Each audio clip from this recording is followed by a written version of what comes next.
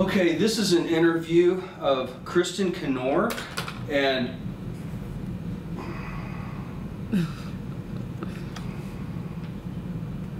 got to adjust it. It's not quite right. Hang on a second. Okay, that'll work. Sure. That'll work. So, do you like your job? Yep. What do you like about your job? It pays. It pays the bills. I like working with the students. It's what I went to school for. Do you think you make a difference in the world?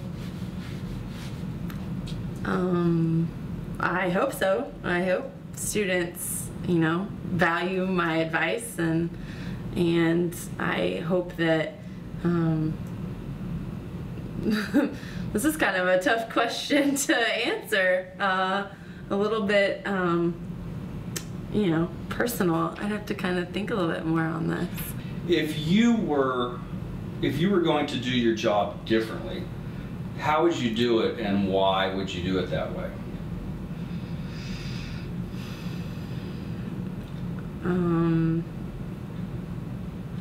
Well, I think I do my job how I'm supposed to do it. I meet with students and I try to help them pick a career that they're interested in. Sorry. Was that you? Oh. Hello? Hey. I'm sorry, I can't talk right now. I'm doing an interview. I'm so sorry about this. Okay. No, I can't talk right now. Okay. Is this seriously? Okay. Are you seriously on the phone during the interview? I'm so sorry. Okay. Okay. Okay. Okay. All right. I love you too. Bye. So, anyway, you were saying, I'm sorry about that. That these things happen. So, what would you do differently in the world? Not answer my phone during an interview. I did apologize for that. I'm sort of kidding. I could see that. I think that it would be a good idea to be a positive influence in the world, where when you have someone that they're in a position to do that, because they work with people and they like working with people, and it was the entire reason they got, I'm with you on that. I completely agree. So, again, what would you do differently? Like you said, I would be a positive influence. Okay. Yep. Okay, well, this has been illuminating. Thank you very much for taking time to be interviewed for this study. I wanted to go and ask you what your thoughts are on student advising. I think it's definitely very important for students to get advice every single semester. Some students think that once they kind of know the degree requirements that they can just advise themselves, but after a while sometimes things change, and they want to make sure that they're getting the right prerequisites, that they make sure that they're getting the grades that they need in order to... I'm sorry, it's not you, it's something else. Go ahead. Okay. And we want to make sure that they're getting the grades that are required in order to keep progressing in their major. And why is that? Well, we want to make sure students are staying on track. If they kind of get behind in in the order that things need to be completed, it can set students back years sometimes. So we want to make sure that they're staying on track, graduate on time. What does it mean to make them accessible to students? Just be available and where the students might access them the easiest. Okay. Some students are getting all of their information online, where some students really like to walk in and make that personal contact and like to be able to pick up a form or be able to talk to somebody in person. That sounds really interesting. Yeah. How long have you been doing this?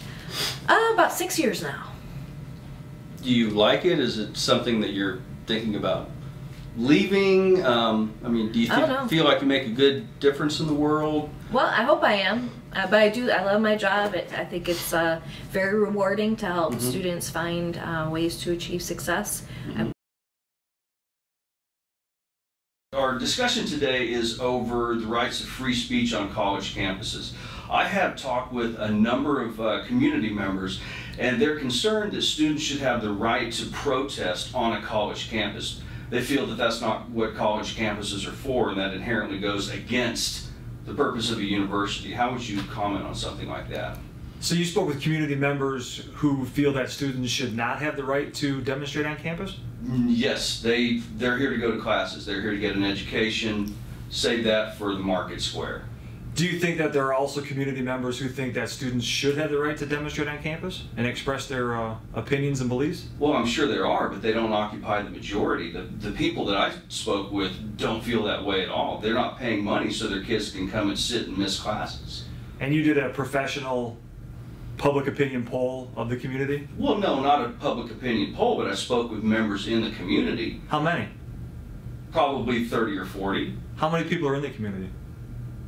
A little more than 30 or 40, but that's beside the point. Because if you'd have done some research, you'd have found out that the Supreme Court, largely has ruled throughout history that, minors, those under 18, do not have the same rights as adults do, and those on college campuses are adults. We're talking about freedom of speech. We're talking about the right of people to speak and how detrimental that can be to an institution and what this institution's mission is. So should the institution's mission be to limit or squash the expression and speech of its students, of its constituents? So can you tell us a little bit about some of the basic kinds of equipment that's used in a veterinarian's office? Yeah, they use just basic stuff, like they use an x-ray machine. I'll go back to that again. Where, those lights that are really, I'm trying to think of what they call those lights. When you're in a photo shoot and you get pictures taken and that flash, they kind of use something like that. And I actually wanted to go into photography for a while. Have you ever taken? No, never have. It's fun because the people are so different and the animals are different, and you just go into it and. So getting back to the veterinarian's office, what are some other kinds of equipment besides lights and I think you said an X-ray machine that they use? We have like toenail clippers that you use, of course, which is kind of like technology. It's a little further back, but it's used. You could clip toenails with them, and actually a lot of people come in and they have their dog's toenails painted, which I think is funny because I've tried to paint my dog's toenails. Actually, I went home one day and I tried to paint my dog's toenails, and he almost bit my head off, and then I had trimmed his toenails too short, and I had blood everywhere, and I had to go get powder and flour to try to. Okay. So there's painted toenails. Yes. Okay, what else do you use?